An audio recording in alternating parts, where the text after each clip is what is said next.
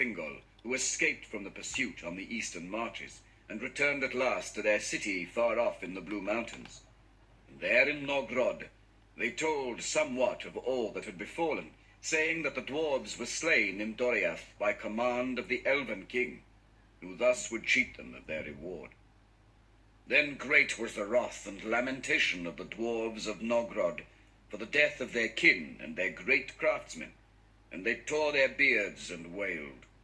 And long they sat, taking thought for vengeance. It is told that they asked aid from Belegost, but it was denied them, and the dwarves of Belegost sought to dissuade them from their purpose, but their counsel was unavailing, and ere long a great host came forth from Nogrod, and crossing over Gelion, marched westward through Beleriand. Upon Doriath a heavy change had fallen. Melian sat long in silence beside Thingol the king, and her thought passed back into the starlit years, and to their first meeting among the nightingales of Nan Elmoth in ages past. And she knew that her parting from Thingol was the forerunner of a greater parting, and that the doom of Doriath was drawing nigh. For Melian was of the divine race of the Valar, and she was a Maya of great power and wisdom. But for love of Elwë Singolo, she took upon herself the form of the elder children of Iluvatar, and in that union she became bound by the chain and trammels of the flesh of Arda. In that form she bore to him Luthien Tunuvia, and in that form she gained a power over the substance of Arda, and by the girdle of Melian was Doriath defended through long ages from the evils without. But now Thingol lay dead, and his spirit had passed to the halls of Mandos, and with his death a change came also upon Melian. Thus it came to pass that her power was withdrawn in that time from the forests of Neldoreth and Rhegion, and as Galduin, the enchanted river, spoke with a different voice, and Doriath lay open to its enemies. Thereafter Melian spoke to none save to Mablung only, bidding him take heed to the Silmaril, and to send word speedily to Beren and Luthien in Ossiriand. And she vanished out of Middle-earth, and passed to the land of the Valar, beyond the western sea, to muse upon her sorrows in the gardens of Lorien, whence she came, and this tale speaks of her no more. Thus it was that the host of the Naugrim, crossing over Aros, passed unhindered into the woods of Doriath, and none withstood them, for they were many and fierce, and the captains of the grey elves were cast into doubt and despair, and went hither and thither purposeless. But the dwarves held on their way, and passed over the great bridge, and entered into Menegroth. And there befell a thing most grievous among the sorrowful deeds of the elder days. For there was battle in the 1,000 caves, and many elves and dwarves were slain, and it has not been forgotten. But the dwarves were victorious, and the halls of Thingol were ransacked and plundered. There fell Mablung of the Heavy Hand, before the doors of the treasury, wherein lay the Nauglamir, and the Silmaril was taken. At that time Beren and Luthien yet dwelt in Tal Gallen, the Green Isle, in the river Adurant, southernmost of the streams, that falling from Ered Lindon flowed down to join with Gelion. And their son Dior Eluhil had to wife Nimloth, kinswoman of Celeborn, prince of Doriath, who was wedded to the lady Galadriel. The sons of Dior and Nimloth were Elured and Elurin, and a daughter also was born to them, and she was named Elwing, which is star spray. For she was born on a night of stars, whose light glittered in the spray of the waterfall of Lanthir Lamath, beside her father's house. Now word went swiftly among the elves of Ossiriand that a great host of dwarves bearing gear of war had come down out of the mountains and passed over Gelion at the Ford of Stones. These tidings came soon to Beren and Luthien, and in that time also a messenger came to them out of Doriath, telling of what had befallen there.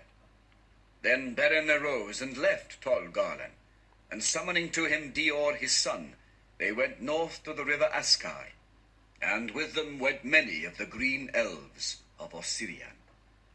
Thus it came to pass that when the dwarves of Nogrod, returning from Menegroth with diminished host, came again to San Athrad, they were assailed by unseen enemies, for as they climbed up Gelion's banks burdened with the spoils of Doriath, suddenly all the woods were filled with the sound of elven horns, and shafts sped upon them from every side.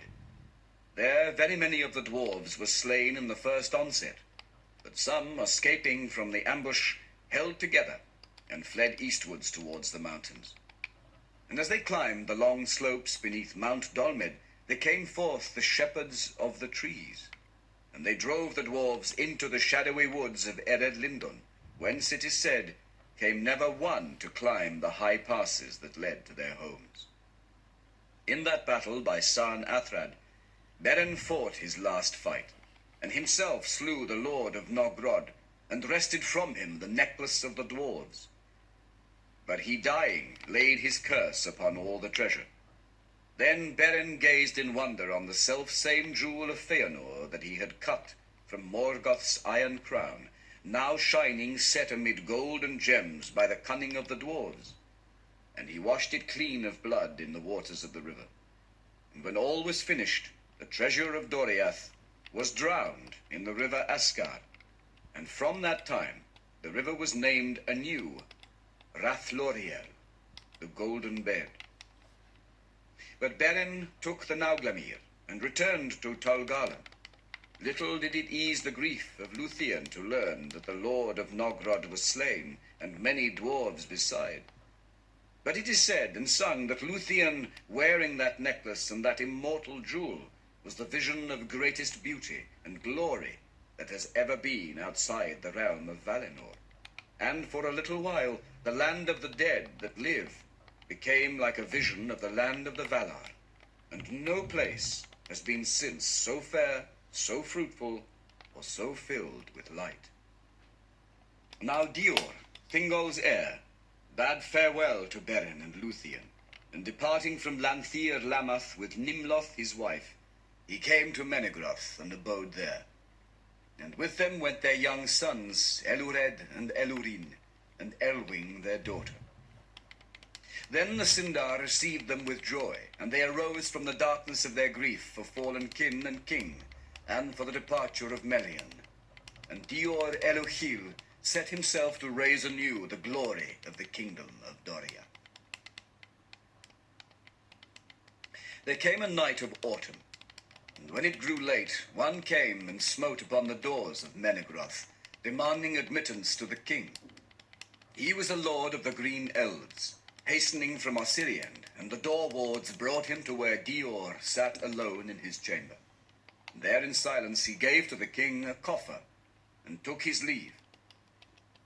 But in that coffer lay the necklace of the dwarves, wherein was set the Silmaril.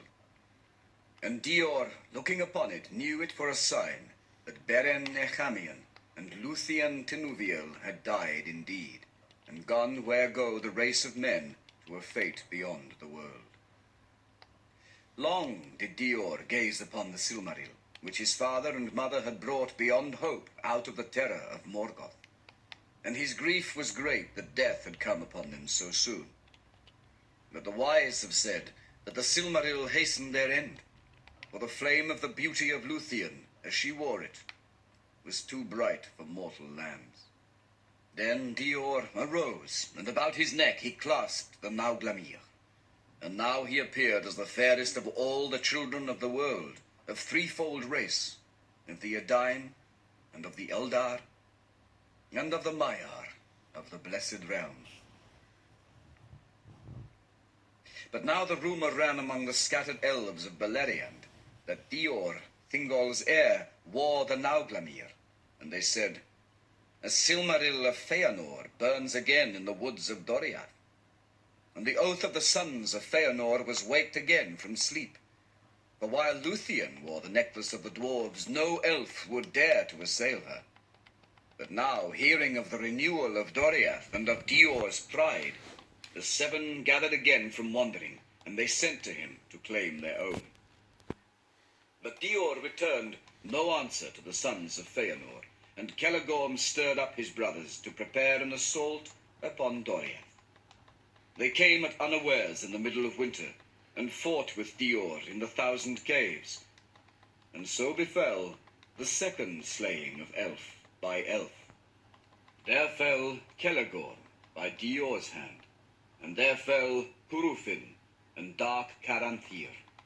But Dior was slain also, and Nimloth his wife, and the cruel servants of Celegorm seized his young sons and left them to starve in the forest. Of this Maedhros indeed repented and sought for them long in the woods of Doriath. But his search was unavailing, and of the fate of Elured and Elurin no tale tells. Thus Doriath was destroyed and never rose again. But the sons of Feanor, of Tuor, and the fall of Gondolin.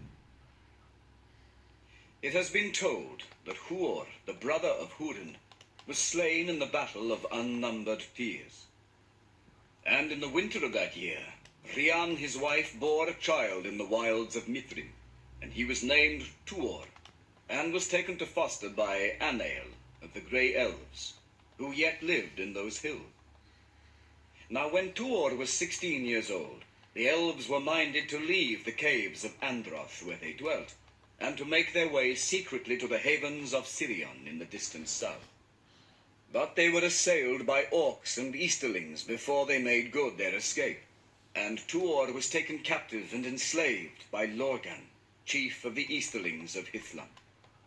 For 3 years he endured that thraldom, but at the end of that time he escaped, and returning to the caves of Androth, he dwelt there alone, and did such great hurt to the Easterlings that Lorgan set a price upon his head. But when Tuor had lived thus in solitude as an outlaw for 4 years, Ulmo set it in his heart to depart from the land of his fathers, for he had chosen Tuor as the instrument of his designs.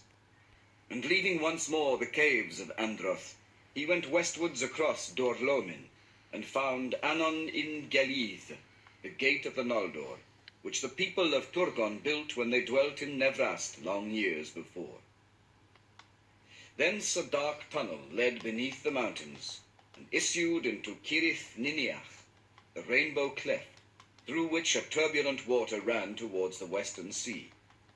Thus it was that Tuor's flight from Hithlam was marked by neither man nor orc, and no knowledge of it came to the ears of Morgoth. And Tuor came into Nevrast, and looking upon Belegea the great sea, he was enamored of it, and the sound of it and the longing for it were ever in his heart and ear, and an unquiet was on him that took him at last into the depths of the realms of Ulmo. Then he dwelt in Nevrast alone, and the summer of that year passed, and the doom of Nargothrond drew near. But when the autumn came, he saw 7 great swans flying south, and he knew them for a sign that he had tarried overlong, and he followed their flight along the shores of the sea.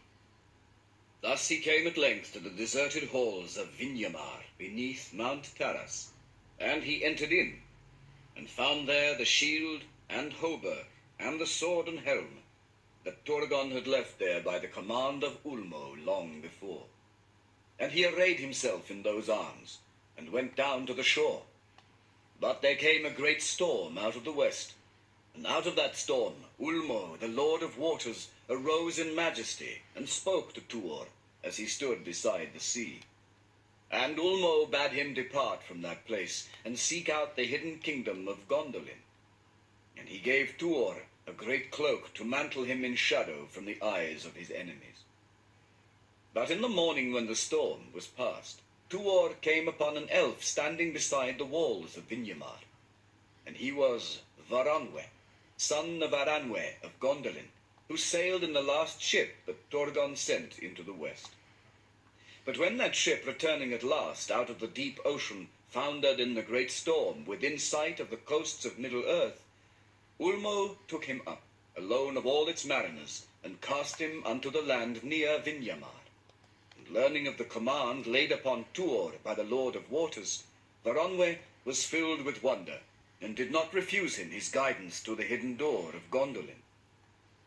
Therefore they set out together from that place, and as the fell winter of that year came down upon them out of the north, they went warily eastward under the eaves of the mountains of shadow. At length they came in their journeying to the pools of Ivrin, and looked with grief on the defilement wrought there by the passage of Glaurung the dragon.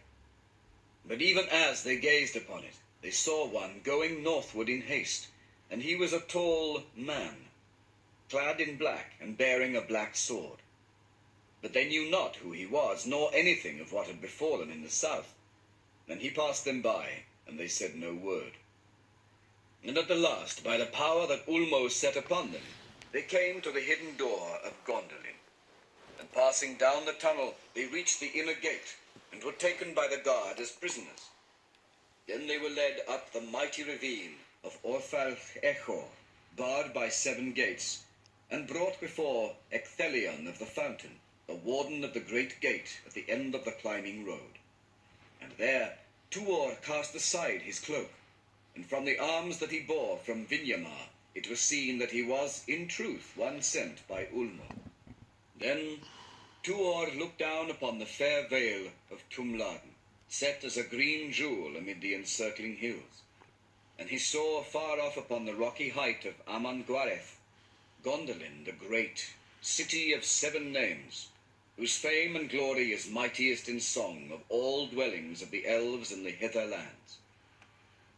At the bidding of Ecthelion, trumpets were blown on the towers of the great gate, and they echoed in the hills, and far off but clear there came a sound of answering trumpets blown upon the white walls of the city, flushed with the rose of dawn upon the plain.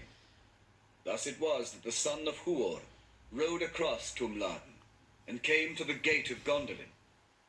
And passing up the wide stairways of the city, he was brought at last to the tower of the king, and looked upon the images of the trees of Valinor. Then Tuor stood before Turgon, son of Fingolfin, high king of the Noldor, and upon the king's right hand there stood Maeglin his sister's son, but upon his left hand sat Idril Celebrindel his daughter. And all that heard the voice of Tuor marvelled, doubting that this were in truth a man of mortal race, for his words were the words of the Lord of Waters that came to him in that hour. And he gave warning to Turgon that the curse of Mandos now hastened to its fulfillment, when all the works of the Noldor should perish. And he bade him depart and abandon the fair and mighty city that he had built, and go down Sirion to the sea. Then Turgon pondered long the counsel of Ulmo, and there came into his mind the words that were spoken to him in Vinyamar. Love not too well the work of thy hands and the devices of thy heart, and remember that the true hope of the Noldor lieth in the west, and cometh from the sea. But Turgon was become proud, and Gondolin as beautiful as a memory of Elven Tirion, and he trusted still in its secret and impregnable strength, though even a Valar should gainsay it. And after the Nirnaeth Arnoediad, the people of that city desired never again to mingle in the woes of elves and men without, nor to return through dread and danger into the west. Shut behind their pathless and enchanted hills, they suffered none to enter, though he fled from Morgoth hate pursued. And tidings of the lands beyond came to them faint and far, and they heeded them little. The spies of Angband sought for them in vain, and their dwelling was as a rumour, and a secret that none could find. Maeglin spoke ever against Tuor in the councils of the king, and his words seemed the more weighty, in that they went with Turgon's heart. And at the last he rejected the bidding of Ulmo, and refused his counsel. But in the warning of the Valar, he heard again the words that were spoken before the departing Noldor on the coast of Araman long ago, and the fear of treason was wakened in Turgon's heart. Therefore, in that time, the very entrance to the hidden door in the encircling mountains was caused to be blocked up, and thereafter none went ever forth from Gondolin, on any errand of peace or war while that city stood. Tidings were brought by Thorondor, Lord of Eagles, of the fall of Nargothrond, and after the slaying of Thingol and of Dior his heir, and of the ruin of Doriath. But Turgon shut his ear to word of the woes without, and vowed to march never at the side of any son of Feanor, and his people he forbade ever to pass the leaguer of the hills. And Tuor remained in Gondolin, for its bliss and its beauty and the wisdom of its people held him enthralled, and he became mighty in stature and in mind, and learned deeply of the lore of the exiled elves. Then the heart of Idril was turned to him, and his to her. And Maeglin's secret hatred grew ever greater, for he desired above all things to possess her, the only heir of the king of Gondolin. But so high did Tuor stand in the favor of the king, that when he had dwelt there for 7 years, Turgon did not refuse him even the hand of his daughter. For though he would not heed the bidding of Ulmo, he perceived that the fate of the Noldor was wound with the one whom Ulmo had sent, and he did not forget the words that Huor spoke to him before the host of Gondolin departed from the battle of unnumbered tears. Then there was made a great and joyful feast, for Tuor had won the hearts of all that people, save only of Maeglin and his secret following. And thus there came to pass the second union of elves and men. In the spring of the year after was born in Gondolin Earendil half-elven, the son of Tuor and Idril Celebrimbor. And that was 500 years and 3 since the coming of the Noldor to Middle-earth.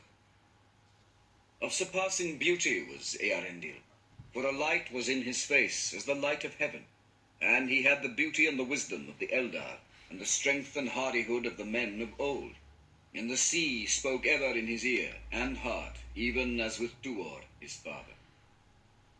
Then the days of Gondolin were yet full of joy and peace, and none knew that the region wherein the hidden kingdom lay had been at last revealed to Morgoth by the cries of Húrin, when standing in the wilderness beyond the encircling mountains, and finding no entrance, he called on Turgon in despair. Thereafter the thought of Morgoth was bent unceasing on the mountainous land between Anach and the upper waters of Sirion, whither his servants had never passed. Yet still no spy or creature out of Angband could come there because of the vigilance of the eagles, and Morgoth was thwarted in the fulfillment of his designs. But Idril Celebrimbor was wise and far-seeing, and her heart misgave her, and foreboding crept upon her spirit as a cloud. Therefore in that time she let prepare a secret way that should lead down from the city, and passing out beneath the surface of the plain, issue far beyond the walls, northward of Aman-Gwaith. And she contrived it, that the work was known but to few, and no whisper of it came to Maeglin's ears. Now on a time when Earendil was yet young, Maeglin was lost, for he, as has been told, loved mining and quarrying after metals above all other craft, and he was master and leader of the elves who worked in the mountains distant from the city, seeking after metals for their smithying of things both of peace and war. But often Maeglin went with few of his folk beyond the leaguer of the hills, and the king knew not that his bidding was defied. And thus it came to pass, as fate willed, that Maeglin was taken prisoner by orcs and brought to Angband. Maeglin was no weakling or craven, but the torment wherewith he was threatened cowed his spirit, and he purchased his life and freedom by revealing to Morgoth the very place of Gondolin, and the ways whereby it might be found and assailed. Great indeed was the joy of Morgoth, and to Maeglin he promised the lordship of Gondolin as his vassal, and the possession of Idril Celebrimbor when the city should be taken. And indeed, desire for Idril and hatred for Tuor led Maeglin the easier to his treachery, most infamous in all the histories of the elder days. But Morgoth sent him back to Gondolin, lest any should suspect the betrayal, and so that Maeglin should aid the assault from within when the hour came. And he abode in the halls of the king with smiling face and evil in his heart, while the darkness gathered ever deeper upon Idril. At last, in the year when Earendil was 7 years old, Morgoth was ready, and he loosed upon Gondolin his Balrogs, and his orcs, and his wolves. And with them came dragons of the brood of Glaurung, and they were become now many and terrible. The host of Morgoth came over the northern hills, where the height was greatest, and the watch least vigilant.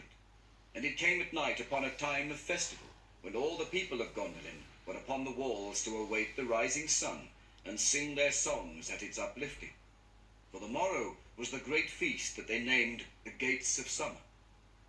But the red light mounted the hills in the north, and not in the east. And there was no stay in the advance of the foe, until they were beneath the very walls of Gondolin, and the city was beleaguered without hope. Of the deeds of desperate valor there done by the chieftains of the noble houses and their warriors, and not least by Tuor, much is told in The Fall of Gondolin. Of the battle of Ecthelion of the Fountain with Gothmog, lord of Balrogs, in the very square of the king, where each slew the other, and of the defense of the tower of Turgon by the people of his household, until the tower was overthrown. And mighty was its fall, and the fall of Turgon in its ruin. Tuor sought to rescue Idril from the sack of the city, but Maeglin had laid hands on her, and on Earendil. And Tuor fought with Maeglin on the walls, and cast him far out, and his body as it fell smote the rocky slopes of Amon Gwareth thrice, ere it pitched into the flames below. Then Tuor and Idril led such remnants of the people of Gondolin as they could gather in the confusion of the burning, down the secret way which Idril had prepared. And of that passage the captains of Angband knew nothing, and thought not that any fugitives would take a path towards the north and the highest parts of the mountains, and the nighest to Angband. The fume of the burning, and the steam of the fair fountains of Gondolin withering in the flame of the dragons of the north, fell upon the vale of Tumladen in mournful mists. And thus was the escape of Tuor and his company aided, for there was still a long and open road to follow from the tunnel's mouth to the foothills of the mountains. None the less they came thither, and beyond hope they climbed in woe and misery, for the high places were cold and terrible, and they had among them many that were wounded, and women and children. There was a dreadful pass, Kirith Thoronath it was named, the Eagle's Cleft, where beneath the shadow of the highest peaks a narrow path wound its way.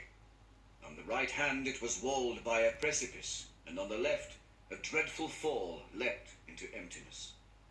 Along that narrow way their march was strung, when they were ambushed by orcs, for Morgoth had set watchers all about the encircling hills, and a Balrog was with them. Then dreadful was their plight, and hardly would they have been saved by the valor of yellow-haired Glorfindel, chief of the House of the Golden Flower of Gondolin, had not Thorondor come timely to their aid. Many are the songs that have been sung of the duel of Glorfindel with the Balrog upon a pinnacle of rock in that high place, and both fell to ruin in the abyss. But the eagles coming stooped upon the orcs, and drove them shrieking back, and all were slain or cast into the deeps, so that rumour of the escape from Gondolin came not until long after to Morgoth's ears. Then Thorondor bore up Glorfindel's body out of the abyss, and they buried him in a mound of stones beside the pass. And a green turf came there, and yellow flowers bloomed upon it amid the barrenness of stone, until the world was changed. Thus, led by Tuor, son of Huor, the remnant of Gondolin passed over the mountains, and came down into the vale of Silion, and fleeing southward by weary and dangerous marches, they came at length to Nan Tathrin, the land of willows, for the power of Ulmo yet ran in the great river, and it was about them. There they rested a while, and were healed of their hurts and weariness, but their sorrow could not be healed. And they made a feast in memory of Gondolin, and of the elves that had perished there, the maidens and the wives and the warriors of the king. And for Glorfindel the beloved, many were the songs they sang, under the willows of Nan Tathrin in the waning of the year. There Tuor made a song for Earendil his son, concerning the coming of Ulmo, the Lord of Waters, to the shores of Nevrast aforetime. And the sea-longing woke in his heart, and in his sons also. Therefore Idril and Tuor departed from Nan Tathrin, and went southwards down the river to the sea. And they dwelt there by the mouths of Sirion, and joined their people to the company of Elwing, Dior's daughter, that had fled thither but a little while before. And when the tidings came to Balar of the fall of Gondolin and the death of Turgon, Iranian Gil-galad, son of Fingon, was named High King of the Noldor in Middle-earth. But Morgoth thought that his triumph was fulfilled, recking little of the sons of Feanor and of their oath, which had harmed him never, and turned always to his mightiest aid. And in his black thought he laughed, regretting not the one Silmaril that he had lost. For by it, as he deemed, the last shred of the people of the Eldar should vanish from Middle-earth, and trouble it no more. If he knew of the dwelling by the waters of Sirion, he gave no sign, biding his time, and waiting upon the working of oath and lie. Yet by Sirion and the sea there grew up an elven folk, the gleanings of Doriath and Gondolin. And from Balar the mariners of Círdan came among them, and they took to the waves, and the building of ships, dwelling ever nigh to the coasts of Arvanion, under the shadow of Ulmo's hand. And it is said that in that time Ulmo came to Valinor out of the deep waters, and spoke there to the Valar of the need of the elves, and he called on them to forgive them, and rescue them from the overmastering might of Morgoth, and win back the Silmarils, wherein alone now bloomed the light of the days of bliss, when the two trees still shone in Valinor. But Manwë moved not, and of the counsels of his heart what tale shall tell? The wise have said that the hour was not yet come, and that only one speaking in person for the cause of both elves and men, pleading for pardon on their misdeeds and pity on their woes, might move the counsels of the powers. And the oath of Feanor perhaps even Manwë could not loose, until it found its end, and the sons of Feanor relinquished the Silmarils, upon which they had laid their ruthless claim. For the light which lit the Silmarils the Valar themselves had made. In those days Tuor felt old age creep upon him, and ever a longing for the deeps of the sea grew stronger in his heart. Therefore he built a great ship, and he named it Earamme, which is Sea Wing. And with Idril Celebrimbor he set sail into the sunset and the west, and came no more